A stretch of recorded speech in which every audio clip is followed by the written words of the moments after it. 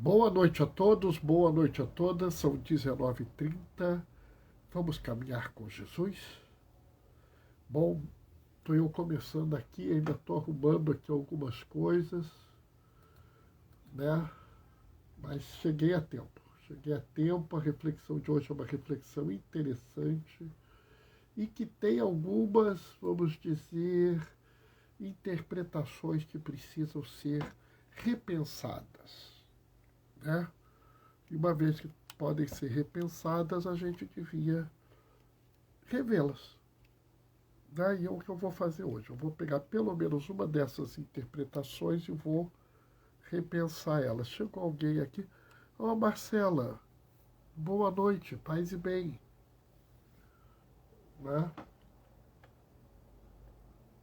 Estamos aí, é na nossa atividade de sempre. Mal cheguei, acabei de chegar do plantão. Estou na correria pura. Deixa eu entrar aqui na página. Nem tive tempo. Né?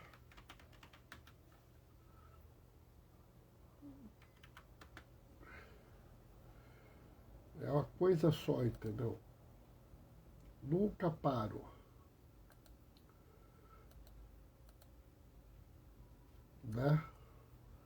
Mas sabe como é que é, né? A gente vai resolvendo. Entendeu? Mas está melhor. Daqui a pouco eu já tô. Já está quase pronto aqui.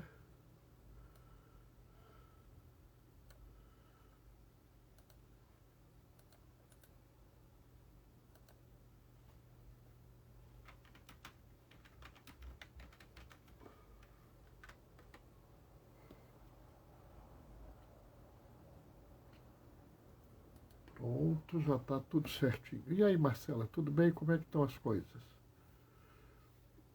Né? A reflexão de hoje tem algumas coisas que são interessantes.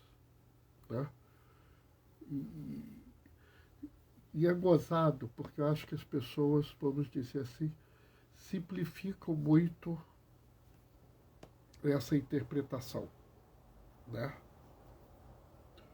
As pessoas trabalham essa interpretação de uma forma muito simplista. Não é simplória, é simplista. Né? Caminhando, vai você. Que bom, que bom. Eu também estou caminhando. Acho que está todo mundo caminhando atualmente, porque é uma confusão atrás da outra, a gente não tem tempo para nada, né? E acaba que a gente vai resolvendo aos poucos, né? Está quase na hora da gente começar, né? E aí a gente faz uma reflexão melhor aí, trazer algumas coisas que faz a gente pensar melhor, né? Bom, tá na hora, vamos começar. O Senhor esteja convosco, Ele está no meio de nós. Proclamação do Evangelho de Jesus Cristo segundo Mateus. Naquele tempo disse Jesus aos discípulos: em verdade vos digo, dificilmente um rico entrará no reino dos céus. E digo ainda, é mais fácil um camelo entrar pelo buraco de uma agulha do que um rico entrar no reino dos céus. Ouvindo isso, os discípulos ficaram espantados e perguntaram: então, quem pode ser salvo? Jesus olhou para eles e disse: para os homens isso é impossível, mas para Deus tudo é possível. Pedro tomou a palavra e disse a Jesus: vê, nós deixamos tudo e te seguimos. O que haveremos de receber? Jesus respondeu: em verdade eu vos digo, quando o mundo for renovado e o Filho do Homem se sentar no trono de sua glória, também vós que me seguistes, havereis de sentar-vos em 12 tronos para julgar as 12 tribos de Israel. E todo aquele que tiver deixado casa, irmãos, irmãs, pai, mãe, filhos, campos, por causa do meu nome, receberá 100 vezes mais, e terá como herança a vida eterna. Muitos agora que são os primeiros serão os últimos, e muitos que agora são os últimos serão os primeiros. Palavra da salvação. Sabe, essa leitura é uma leitura muito problemática, né? E ela tem uma série de problemas, né? Primeiro, que o judeu da época acreditava numa coisa que era a teologia da aliança. Ele acreditava que o correto seguimento da aliança com Deus, o correto seguimento da aliança, seria recompensado.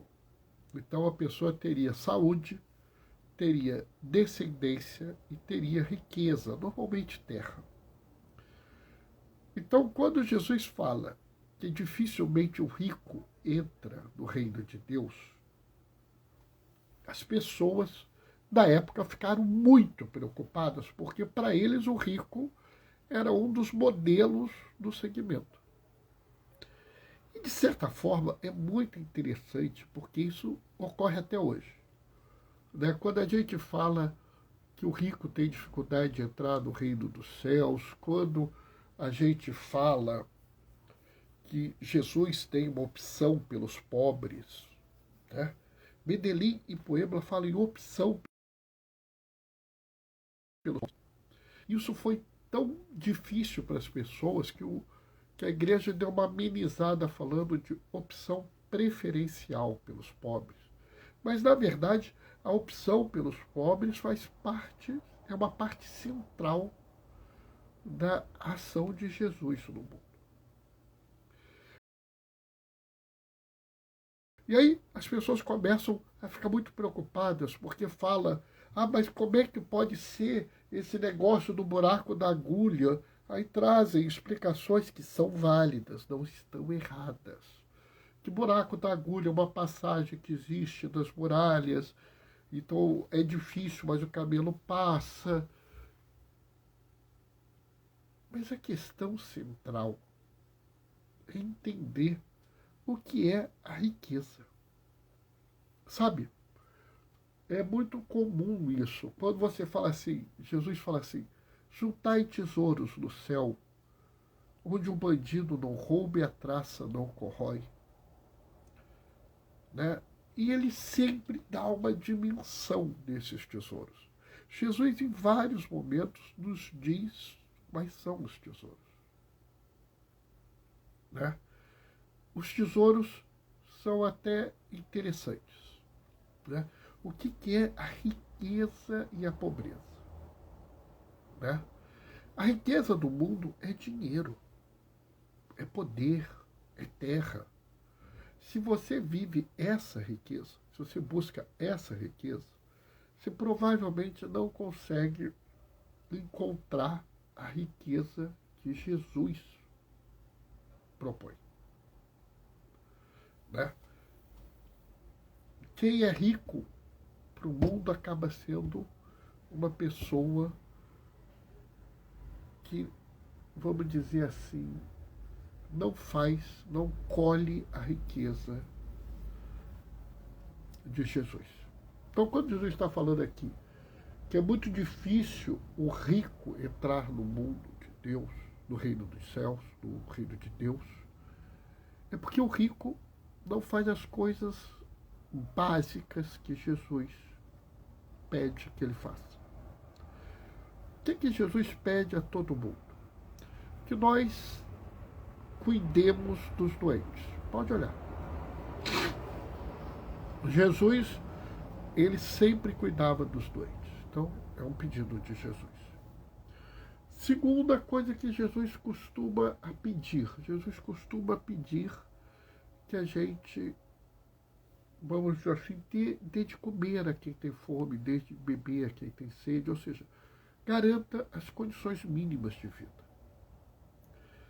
E a terceira coisa é que Jesus ele tem uma preocupação com aqueles que são, vamos dizer, socialmente frágeis ou socialmente vulneráveis. Então ele tem preocupação com a viúva, com o órfão, com o estrangeiro, com os que sofrem discriminação, né? Como os cobradores de impostos e as prostitutas. Ele é criticado. Seu mestre come com cobradores de impostos e prostitutas. Né? Então, o rico dificilmente faz isso.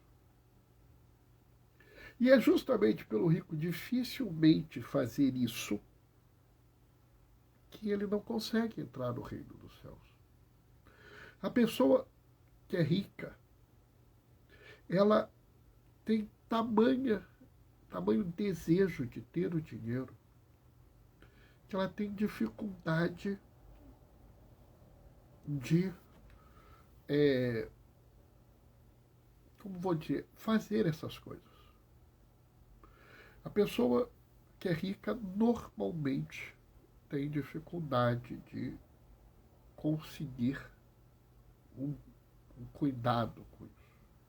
Tem uma dificuldade de, vamos dizer assim, ela tem uma dificuldade de entender que essas três coisas são básicas para Jesus. E ela não faz. Né? Normalmente, se você olhar, o rico, ele é rico porque ele não está preocupado com a vulnerabilidade social. No mundo que a gente vive hoje, você teria que ser uma pessoa muito especial para ter um monte de dinheiro e se preocupar com as pessoas de vulnerabilidade social. Porque um cuidado é muito incompatível com o outro. Fazer uma coisa e fazer a outra é muito difícil, então acaba que você não faz. E é por isso que Jesus fala que o rico dificilmente entra no reino de Deus, porque o rico dificilmente segue esses três pilares. O rico dificilmente irá visitar ou cuidar dos doentes. O rico dificilmente irá garantir as condições mínimas de subsistência aos outros. E o rico dificilmente irá proteger as pessoas em vulnerabilidade social. Ah, Bernardo, eu conheço uma pessoa rica que faz caridade. Sim, sim. Eu concordo. Existem ricos que fazem caridade, mas provavelmente o apego ao dinheiro deles é muito maior do que o cuidado com a caridade. Esse aqui é o problema. Né? Jesus mesmo fala, você não pode servir a Deus e ao dinheiro. Jesus mesmo fala que o apego exagerado ao bem é a raiz, ao dinheiro é a raiz de todos os males. E Paulo confirma isso. Então, na verdade, a gente fica com uma situação muito desagradável. Né? Aliás, a igreja fala isso não é de hoje. A abundância, a superabundância de bens, numa realidade de escassez é pecado, já dizia Santo Agostinho. Então, infelizmente, por mais que a gente queira, a concentração de bens é errada. Ela até pode existir. A igreja até admite que algumas pessoas tenham mais dinheiro. Não tem problema. O problema é que na sociedade que se vive hoje, para que algum tenha muito, centenas tem que ter pouco e milhares tem que ter nada. E essa é que é a realidade hoje. Nós vivemos hoje, aqui no Brasil, 33 milhões de pessoas passando fome e outras 70 milhões que não vão comer a comida suficiente. Em contrapartida, nós temos pessoas que são entre as maiores fortunas do Brasil. Essa concentração é em si uma concentração iníqua. E isso brada aos céus. E aí é muito comum que as pessoas falem assim, mas lá no céu Os primeiros serão os últimos e os últimos serão os primeiros. Aí a gente tem que tomar mais cuidado ainda.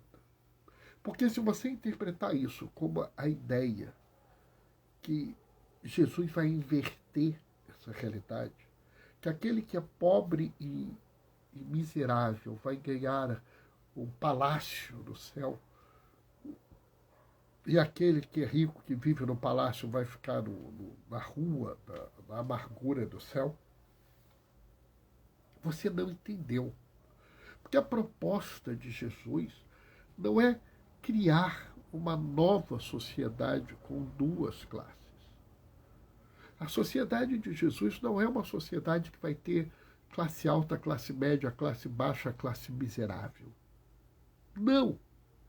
O conceito de classe é um conceito que cria acepção de pessoas. Então, o mundo vindouro é um mundo que não terá classe nenhuma. Não é, Bernardo? Mas então como é que os primeiros serão os últimos e os últimos serão os primeiros? Aqui você está falando de importância. A importância que é negada às pessoas hoje será dada no futuro. E aqueles que são muito importantes, quando chegarem no reino, não terão a importância que estão acostumados. Porque aqueles que não tinham importância nenhuma passarão na sua frente. Mas não que eles terão mais e os outros menos, porque isso também seria injustiça. Todos terão igual quantidade. Só que se eu dou igual quantidade de bens a todos, aqueles que não têm nada receberão muito, e aqueles que têm muito perderão muito. Nesse sentido, aqueles que estavam em primeiro lugar ficarão em último, porque eles terão o essencial, o necessário para uma vida plena, mas perderão muita coisa. Né? E aqueles que não têm nada receberão o necessário para uma vida plena e receberão muito. Então, aqui a gente não está defendendo uma nova sociedade com um novo conjunto de classes. A gente está dizendo que as classes serão extintas. No reino dos céus não há lugar para classes. Essa é a questão que muita gente não quer aceitar. Por mais complicado que seja, uma sociedade com castas, como a sociedade indiana, uma sociedade com classes, como nós vivemos, uma sociedade com reis, rainhas e plebeus, nenhuma dessas sociedades é agradável a Jesus. Nenhuma delas faz parte do plano divino de salvação. A sociedade do plano divino de salvação ela é absolutamente isenta de classes. Por isso, quando Jesus fala que os primeiros serão os últimos e os últimos serão os primeiros, ele não está propondo uma sociedade diferente.